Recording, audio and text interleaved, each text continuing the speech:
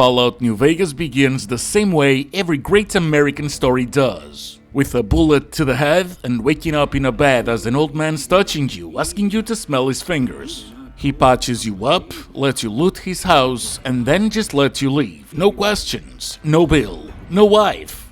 Bald.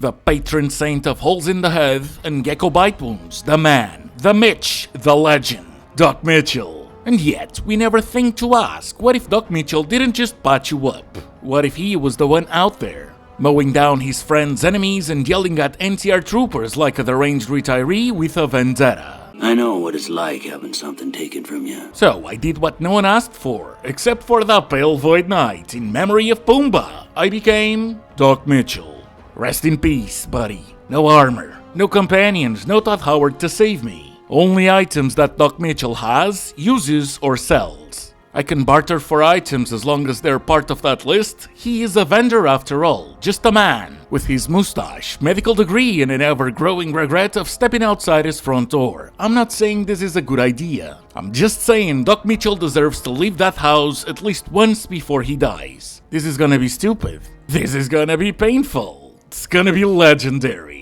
Can a guy who probably throws his back out trying to pick up a steam pack conquer the Mojave? Can you beat Fallout New Vegas as Doc Mitchell?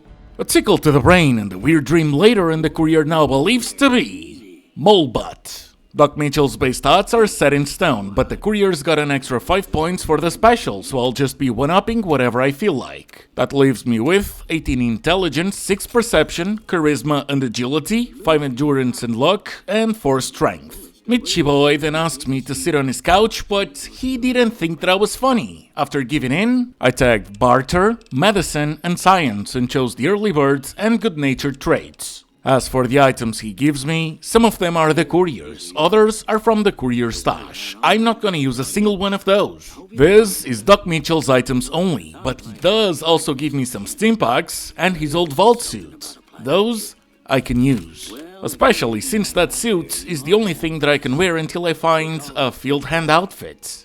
That thing he's wearing now, and that's if I find it or feel like changing it. Honestly, the vault suit's better. And before we delve deeper, there's a couple things you need to know about Mitchy Boy, cause those will tailor the run. I'm doing as Doc Mitchell could. Therefore, I'm only caring about what Doc Mitchell would. He was born in Vault 21, left to become a traveling doctor, returned to the vault, and married his childhood sweetheart. In Vault 21, that's the one where everything was solved through gambling. Unfortunately for the residents, that's exactly how they lost the vault.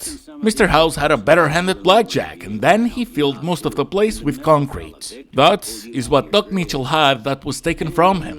His home. After being evicted, and even though Sarah convinced Mr. House to turn the vault into the gift shop we know, the Doc and his wife began traveling together. They were headed out to California, but his wife, due to having lived her entire life in the vault, had a really weak immune system. She ended up passing away. Without motivation to continue, Doc Mitchell settled down, and he retired in Good Springs as the town's doctor. So, the most important things for this run is to help Good Springs and the former Vault 21 residents. I've got to ensure that both of those will have the best possible ending after the second battle of Hoover Dam. In conversation, he tells us to talk to Sunny Smiles so we can learn the basics of the wasteland. We can also ask him for extra steam packs, and before I confused which items were allowed or not, I put the Courier's weapons and armor in a Sunset Sarsaparilla crate. I repaired the dog's broken 9mm submachine gun, used his chemistry set to create some steam packs, and I'm gonna loot everything. I hope that between his items and quest rewards I'll have enough money to pass the Securitron cap check to enter Vegas. And the only other 2 weapons we're guaranteed to find over here are a laser pistol and a knife. But we're all geared up, and so we're finally ready to see the sun for the first time in 2 weeks. Ah, yes, the barrage of DLC prompts.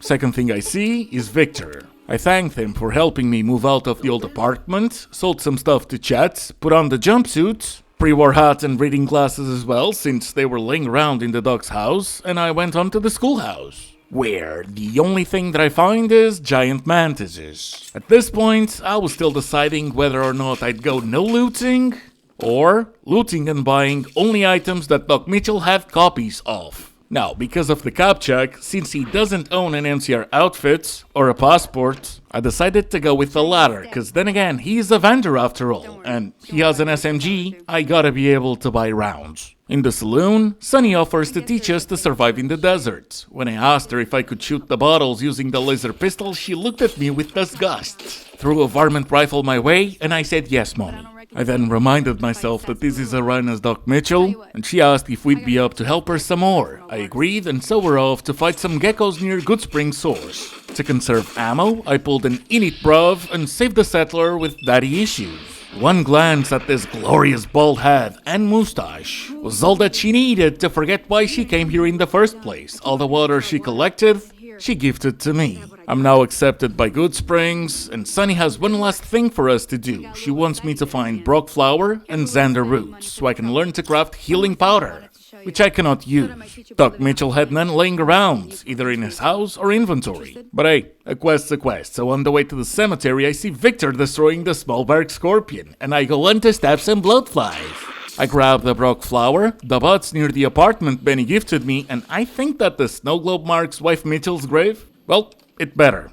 If not, I just mourned and said goodbye to someone else's wife. After a couple mantises near the schoolhouse, I got Xander Roots, made it back to Sunny, and crafted the healing powder. Sunny also asks me to introduce myself to Trudy, but first I'm gonna introduce myself to Barton Thorne. Oh no, his girl is trapped by geckos on the ridge. Sure, beating lizards gets me to level 2, I put the points into medicine and took the confirmed bachelor perk. With these weapons, we'll need the extra 10% damage. After putting the geckos near Goodsprings on the extinct species list, I find, fucking hell, does Barton have bad taste in throat goats? Near the fridge, I realized I cannot loot anything. Sorry I tricked you. Sorry I had you cosplay as Swiss cheese. I sold some junk to Chet, and Joe Mama's done being nice. I'm done being nice. Trudy, she's baffled that after Ringo shows up saying there's bad man after him, the bad man followed suit. We learned that Ringo's holed up in the gas station, but first I repair Trudy's radio and go for that cheeky barter check to increase my caps. Now, how about spending some of those caps in the saloon? No. In the gas station, Ringo's a bit apprehensive, which who wouldn't be? But I assure him, I'm only here to help. He offers me a spare deck of caravan cards. I say, fuck no, we're not gonna be playing that. And we'll need to recruit some others if we want to stand a chance against Cobb and his men. Before leaving, I grab the doctor's bag and all of the Sunset Sarsaparilla that I can. And I go back to the schoolhouse to unlock the safe through hacking. That gets me a super stim pack.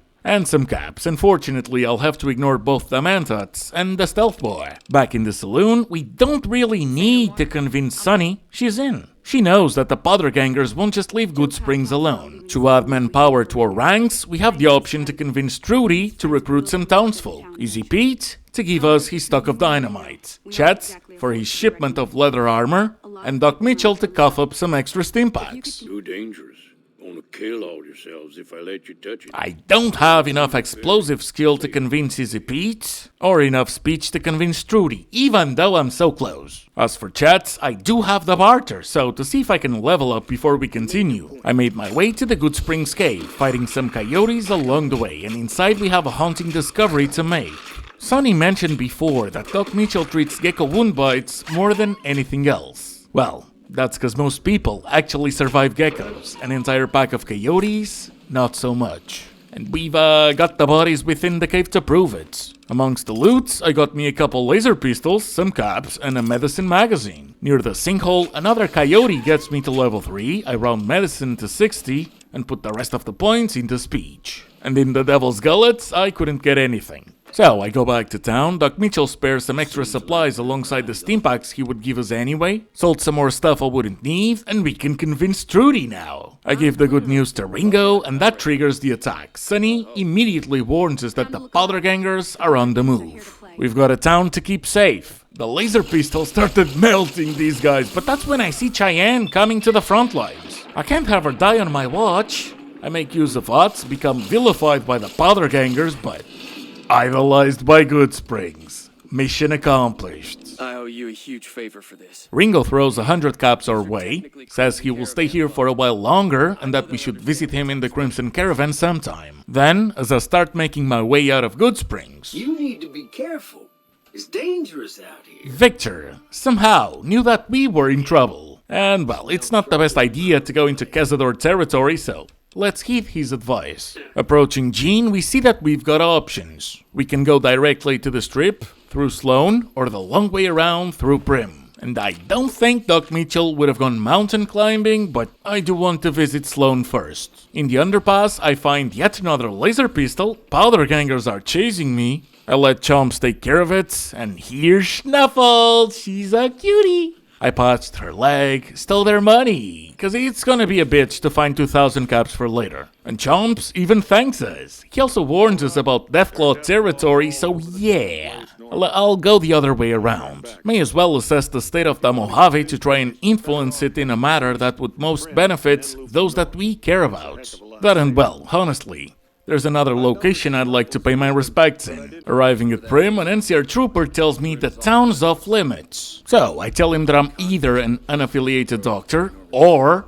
a Swedish former climate activist that needs to keep justifying grants. Unfortunately, it seems that both are allowed in. I am not gonna get kidnapped into getting more food and water that I brought in. I'm actually gonna have to work for the first time in my life, as I was disarming a cute little minefield. There go my legs. Good thing that I'm actually a doctor. After rummaging through a bag, they're as good as new. Then I go on to showcase my laser pistol to a couple idiots that would put me into more unpaid labor if I didn't stop them. I'm a vendor too, for fuck's sake, I need the money. Can someone make a mod for me to organize a for-profit boxing charity that's not profitable but gets me 30% of the tickets? I don't know what it was brought you to Prim, youngster. Youngster? Why, thank you, Johnny boy. Smarty can. As I'm flipping through both the personalities of a concussed courier and the doctor that wants to leave a legacy beyond patching gecko bites, I learned that the deputy has seen the man that won.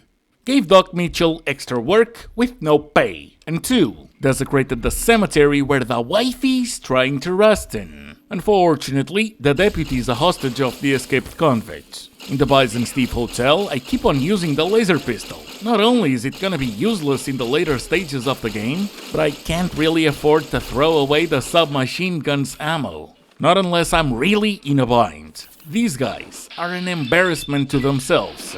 I turn their leader into a puddle of goo and get to meet our primary eyewitness. I don't suppose you came here to rescue me. I'd cross my fingers, but my hands are numb. I was indeed there to free the deputy, and not just that. You see, Good Springs is really close to Prim and its lack of order. That's not good for business or safety. And while I will try to find a way to delegate Sloan's Deathclaw management to someone else later on, I've got to get hands-on for this one. That's right. Securing trade routes matter too. Anyways, the deputy cuffs up all the information that I need to keep on pursuing the man with the checkered suit and absolutely refuses to become the sheriff. Oh no, I'm just the deputy, and I can't be a deputy without a sheriff.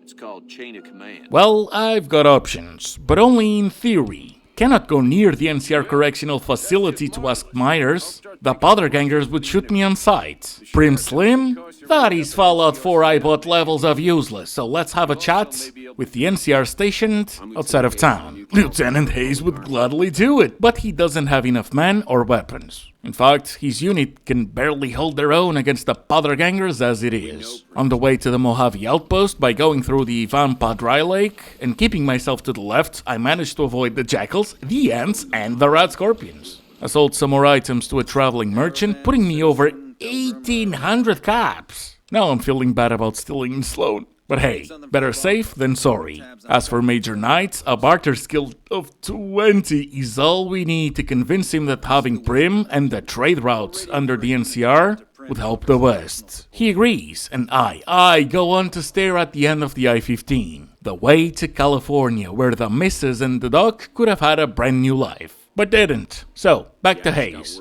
He has just gotten word from Major Knight and delegates Sergeant McGee to take over as sheriff. Unfortunately for Beagle, he's no longer gonna be the deputy. Oh, and everyone's gotta pay taxes now. Whoopsie. This gets me to level 4, I put the points into speech and take the educated perk. Well, if it isn't the lawbringer. Beagle, he isn't too happy. My problem is that I'm no longer a deputy. I'm just a beagle now. And, well, since I'm here, may as well spend a couple days waiting for the other interaction we can have over here. Layla and her buddies soon show up to take over the casino. But you see, Layla and the others deserted from the NCR. They didn't get the memo in time. We can tell them to turn themselves in, but... No fucking way.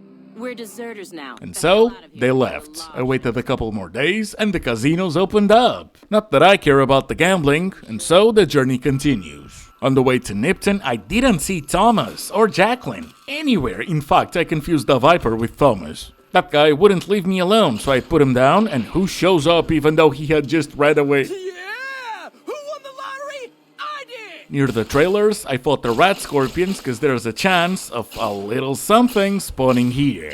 The field hand outfit, but it didn't. Guess I'll just keep on using the vault suit. In the center of town, we've got the first run with the Legion. Seems that Kaiser isn't into hookers and blackjack, and so Vulpes gives us a task to tell the NCR what happened in Nipton, and that the Legion has since crossed the river. There's no way. It's free XP, so I'll very much take it. Sergeant Kilborn is a doomer, and I go on for a jog through Wolfhorn Ranch, Searchlight, and around the Vipers with a grenade launcher until I reach Novak. Over here we see a friendly face. Well, butter my butt and call me a biscuit. You're a biscuit? Anyways, as one does, I steal the key from Ginny May, find a little bill of sale, steal a holotape from Manny instead of going over tons of ghouls and nightkins for it, discover that our next stop will be Boulder City, meet Boone, get to level 5, put the point skills into speech, and help him tap Ginny May on the forehead for selling his pregnant wife into slavery. All is good, well, at least given the context we came into. And in Boulder City, it seems that the NCR cannot catch a break.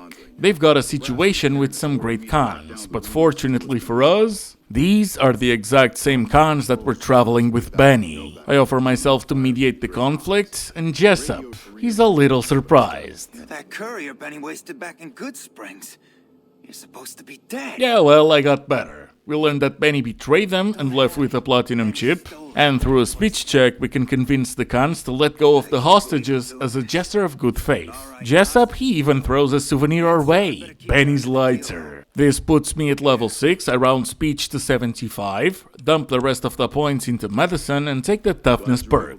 Back outside, Monroe's got orders to take the cons down. I can't go against orders, can I? You can. You're right. Thanks. This gets me accepted by both the NCR and the cons, and who is definitely not stalking us? Fancy meeting you here, friend. From the 188 trading post until Freeside, the walk is a breeze. There are no enemies unless you deliberately go into Fiend territory. And it seems that the NCR has noticed our goodwill towards them. We've unlocked a two-way emergency radio and are sent on our way. Before going into Freeside, we can go to the Crimson Caravan and pay someone a visit. Ringo! He throws another 150 caps our way, and it seems that he will be off to New Canaan. In Freeside, we are attacked by a couple thugs. Between the laser pistol and Old Man's help, we make quick work of them. And speaking of Old Ben, he's got some good advice for us. Don't go past the Southgate greeter without talking to it first. We even get to see what happens if you don't. So, like a good boa, I say hi to the toaster and manage to barely pass the cab check. In the New Vegas trip, we're greeted by Victor, who tells us that Mr. House would like to have a word. And this is the perfect time to go over a little something. Who should Doc Mitchell side with? Mr. House took the Vault 21 away from its residents, ain't no way I'm siding with him, even if he would provide security, stability, and work to Sarah, Michelangelo, and the others. Besides, he would do nothing for Good Springs, who still has Cazadors and Deathclaws up north. As for Yes Man, yeah, no, I don't think an AI becoming self-aware and taking over House's ambitions would be any better. At that point, I would rather just side with the man himself. I also don't think that I need to say anything about the Legion, so yeah, we're going with the NCR. Hopefully, they'll figure out a way to deal with those Deathclaws near Sloan, and the convicts from the correctional facility. I am not gonna put that burden on a geriatric doctor. Plus, with NCR rule, even the New Vegas Strip residents will have protection, despite taxes. But oh well, it's a small price to pay.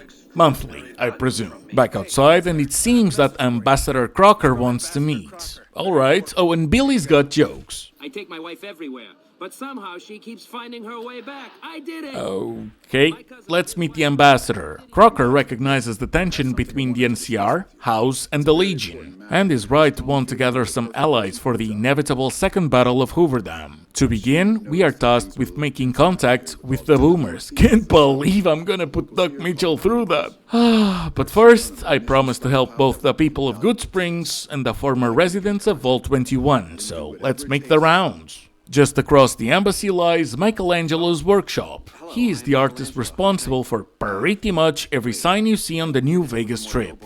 Though he's also got an acute case of agoraphobia. My man doesn't want to leave his workshop, but he really wants inspiration from signs from across the Mojave. Fortunately for him, he's got a camera to lend me, and I love exploring. I could also antagonize him by lying and saying that we're here to deliver more billboard requests, but this isn't the run for it. So I got the camera and went on to the Vault 21 gift shop to meet Sarah. She always loved living in the vault, and after Mr. House filled levels upon levels of it with concrete, due to the tunnels that connected to the Lucky 38, she was the one to convince him to turn it into a gift shop. Which, given the whole premise of the vault, solving every single issue through gambling, I gotta say, it fits the strip's theme quite well. Now, there are two quests we can do for Sarah, if you'd like to call them that. One is a tour. She just wants to yap and show us around. As for the other, she wants a ton of vault suits, like at least 30. Hey, Sarah, you know,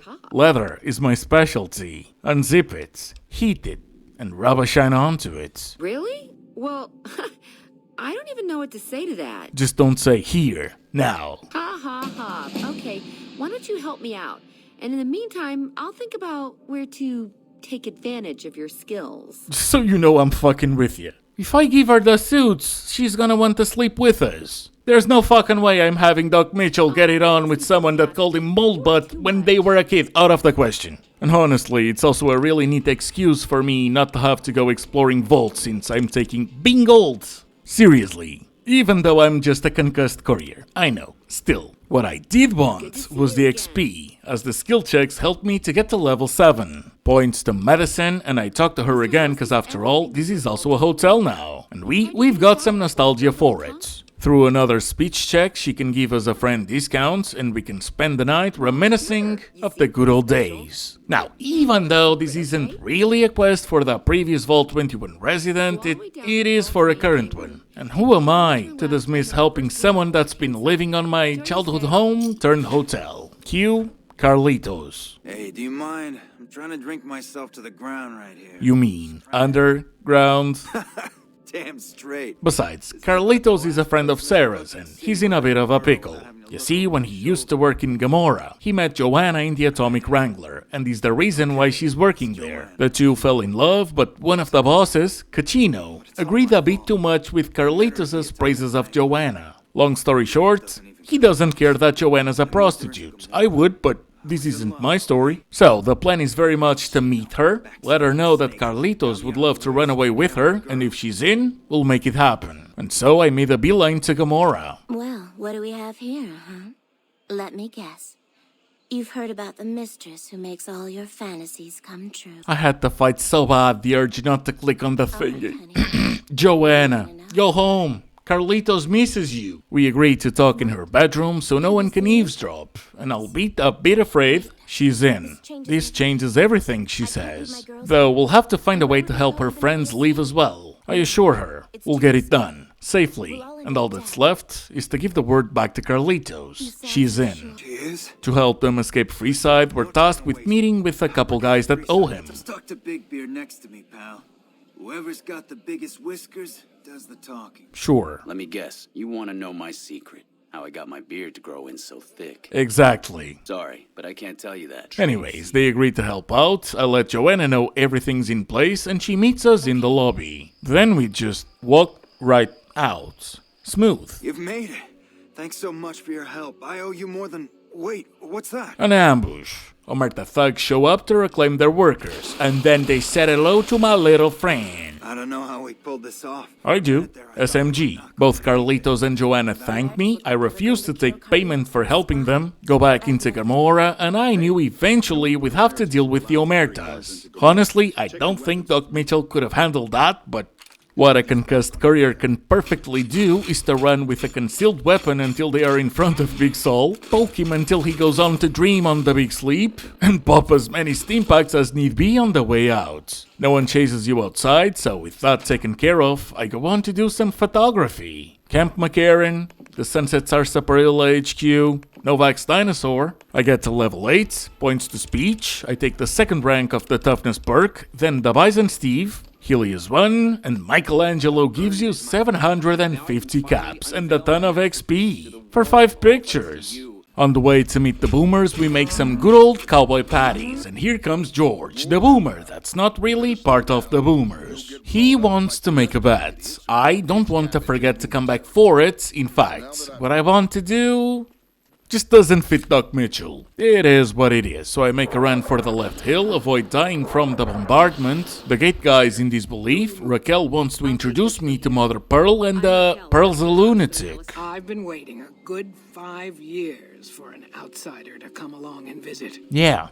I wonder why. Now, I need to get on the good side of the boomers. Fortunately, there's a lot of things that we can do that do not involve their long quests, like finding Mr. Cuddles and telling Lindsay that we found it. Doc Argyle also has 3 patients that we can help him with, and this one's also a great way to farm some more experience. In the process, I become accepted by the boomers, though that's not enough. Jack is going to want scrap metal, and he doesn't mind if I give him some that I stole from the boomers themselves. We can also listen to Pete go over the history of the boomers, and they came from a vault and like explosions. That's about it. I'm liked now, that should be enough, but just to make sure, I gave Jack all the scrap metal that I had. You have done well to earn the trust of my people, child. And it was enough. Well, to progress, that is. And so, Loyal goes on about the Lady in the Lake, which is a crashed bomber. He gives us a couple deployable ballasts, a detonator, and expects us to do all of the work.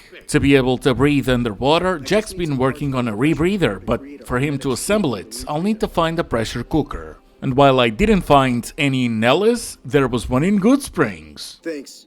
This will just take a few moments. Attaching the thingies to the bomber while having the rebreather is extremely easy, and since I'm here, did you know that there is an underwater cave in Lake Mead? Well, there's no interesting loot, no notes, no nothing.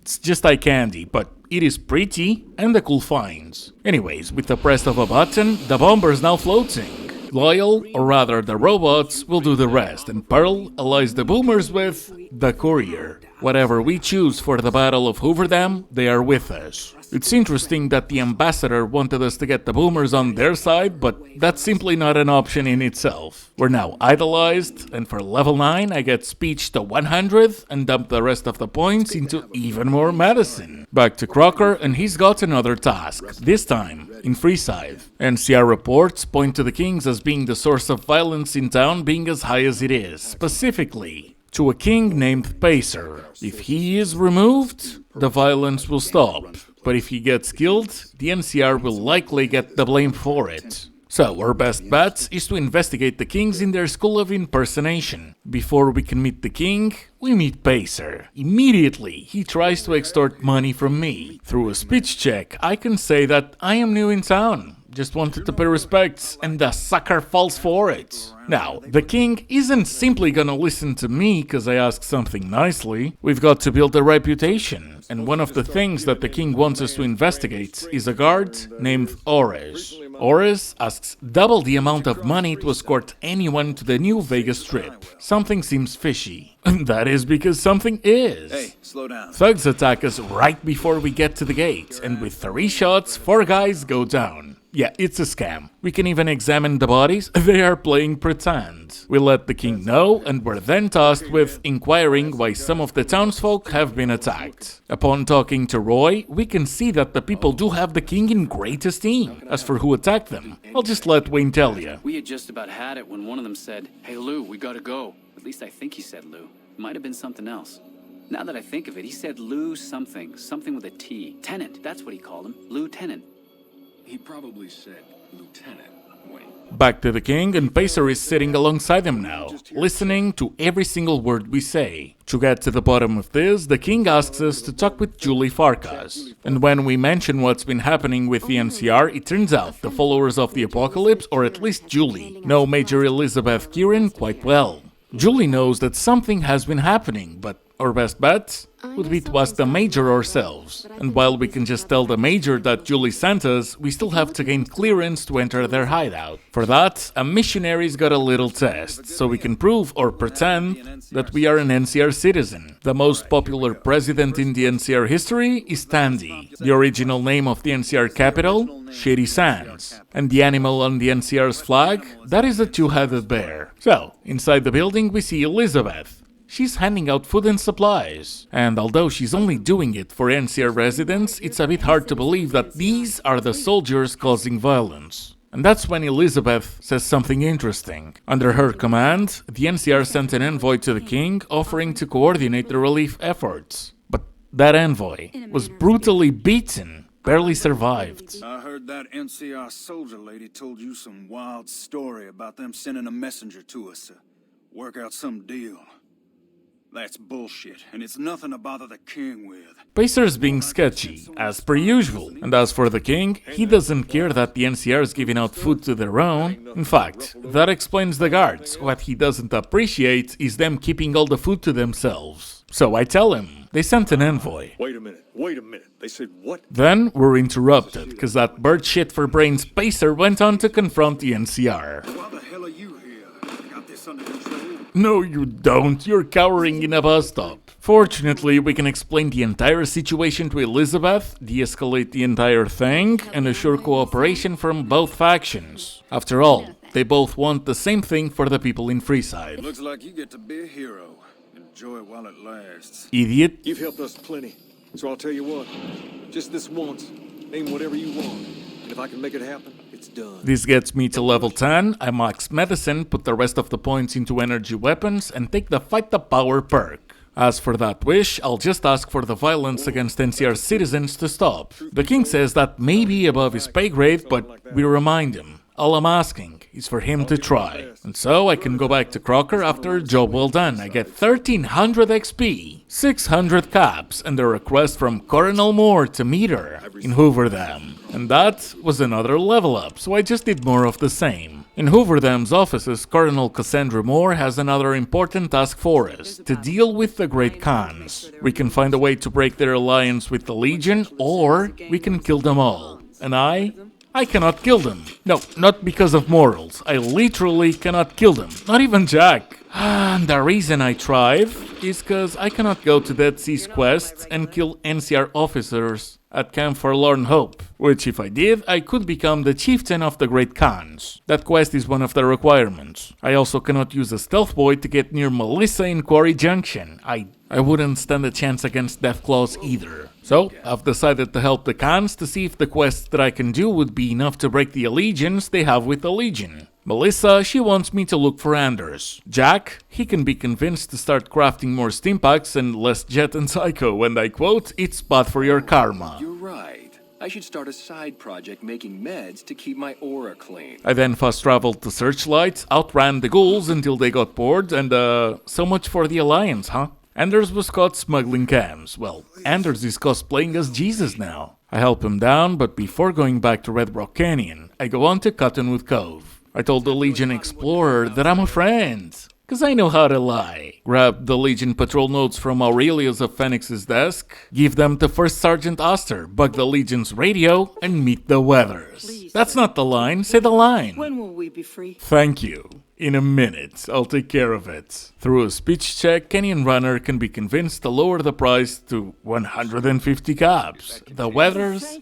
have been freed. Back to Aster for a ton of XP, and then back to Diane. She can either teach me a recipe for turbo, or give me some caps. I cannot use turbo, so I'll just take the caps. The next task is super easy to complete. I just have to go back to the Crimson Caravan and deliver a package to Don Hostetler. And this was enough to become liked by the Khans, which should be enough. So I go on to meet Papa Khan, tell him that he should break the alliance, and he would do it, if the other leaders agreed to as well. Outside, Regis comes to us and he wouldn't mind siding with the NCR instead. And that is despite Bitter Springs, which was completely deserved, but yeah, still. As for the others, well, I'm not gonna go meet Melissa and Jack and Diane. They are already on our side because we rescued Anders. In Carl's room, we find his journal. Let's go and give that to Papa Khan. Let me see that. Filthy savages. Probably have to decimate the lot of them. Are these the words of our friend, Caesar? That's enough to put Carl on an early grave. Diane and Jack are in, but I'm not gonna go meet Melissa, so I go back to Cassandra and tell her. The second in command seems amenable to allying with the NCR. There's only one little issue. I'm gonna have to assassinate Papa Khan. In fact, there is more issues. For example, once I'm done, she will want me to take out the entire Brotherhood of Steel. I could barely hold my own against Jack and Diane. Now they've got Anders there as well. But alas, I've got a plan. Veronica gets to be my keychain once again. I'd like a large atomic shake and a double Brahmin burger. And easy on the agave sauce this time. We gave you a password, Veronica. It's for your safety. Ramos, he opens up the Hidden Valley bunker. I steal 3 pretty keycards, activate the self-destruct sequence, and run! All while wasting stimpaks to survive, but I make it back out. Veronica is pissed, but she doesn't attack us. And the other thing that I'll have to do for Cassandra is to deal with Mr. House, so to the tops. Over here, I tell Swank about all the clues and info that I've gathered about Benny. Swank tells me to try and find some more clues in Benny's room, and we find a whole Securitron that cannot say no. Yes, man. And so we discover that Benny very much wants to backstab Mr. House. Swank knows how stupid that is, and I tell him that I'll take Benny out myself. What in the goddamn? My wife, he didn't need no courier neighbor, and I didn't need the extra work. Once again, the SMG proved to be by far the best out of the 3 weapons. I get the platinum chip, level up, distribute the points between energy weapons and guns, and take on the finesse perk. Outside, Vulpes shows up. It seems that Kaiser would like to meet. I tell Vulpes that I accept, because again, I can lie. I'm not going anywhere near Cottonwood Cove again. And in the Lucky 38, instead of giving the platinum chip to Mr. House, I immediately use it to access the control room and meet the man in person. Because I know what it's like having something taken from you. And now he can be disconnected, forced to think about what he did until his immune system inevitably fails. With everything set in motion, we can go back to Red Rock Canyon, steal Papa Khan's key, wait for him to go to sleep, and spam the laser pistol, and unfortunately many steam packs. Eventually, the big dog goes down. I go out, realize that I still need to talk with these guys, as I'm expecting them to rain bullets upon me and they don't? Nice, I'll take it. Except Regis doesn't have the fucking option for me to move on, and so, a long, boring massacre. Completely relied on the laser pistol, then I've helped too. Mid-job, I went to the Vendortron and to Chet to buy all of the 9mm rounds and energy cells that they had. Back in the canyon, Diane and Anders went down with no issue, and even though this time I did it first try, Jack still proved to be a nuisance. But finally, I did it. Well, it was only after every single member of the Khans getting put down, including Mr. Poet over here, that the quest log updated. I told Cassandra that the Khans, the Omertas, the Brotherhood, and House had all been taken care of. As such, there's only one final task to accomplish before the Legion attacks Hoover Dam. We are going to have to protect President Kimball. Ranger Grant goes over the basics, and Private Jeremy Watson is hilarious. Hey-o! He's giving me a medal! After Kimball arrives, I go to the sniper tower, and that's when a second NCR Ranger comes out of nowhere, and me and guy number 1 have to put an end to his murderous intent. I report back to Grant. The engineer managed to flee, but who cares? Kimball is gone already.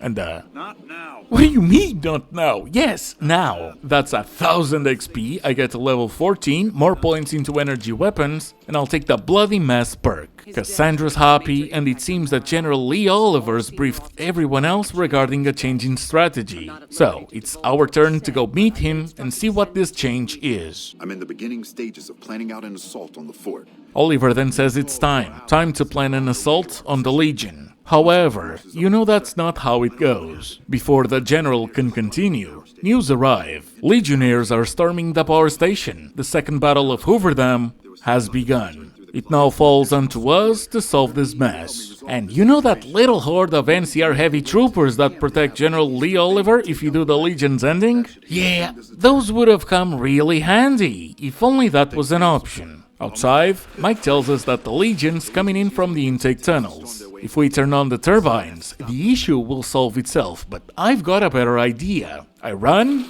and I heal. I didn't do it on the first time, but on the second, I arrived at the checkpoint. Over here, we can take the ladder upstairs and enjoy the fireworks. On the recently bombarded east side of the dam, the Alpha Squad reports in. They've been assigned to ensure that we make it to the legates, and that's what I like to hear. Through a speech check, I can tell them to go on ahead, push the advance, overwhelm them. We've got the superior firepower. The guy is not too pleased, but I said what I said, and I meant it. Go. As they keep the Kenturians busy, I run. And this time I didn't need to waste any stim packs. In the Legate's camp, I make it to Linneaus as fast as I can. Some NCR Rangers were ready to charge in, but today I'm only here to talk. Doc Mitchell, even with his submachine repaired, wouldn't stand a chance against the Legates. So I tell Linneaus the harsh truth. The Legion supply lines suck. He sulks and leaves, and I get punched at the back of my head and have to do it all over again. Except this time, I actually make it to the gate. General Lee Oliver arrives. For some reason, he doesn't offer you a cigar when you're battling on his side. Douchebag. And can you beat Fallout New Vegas as Doc Mitchell? Yep, of course you can. If you want to support these challenges, click that join button, and I'd like to give a big shout out to Steve Whittle and to John Walker for their support of the channel. And to you, so thank you so much for watching. I hope you enjoyed. I hope I'll see you on the next one. And I hope you have a good one. Bye. Kind of curious how this is going to pan out in the long run. But I guess history will tell us in its own sweet time.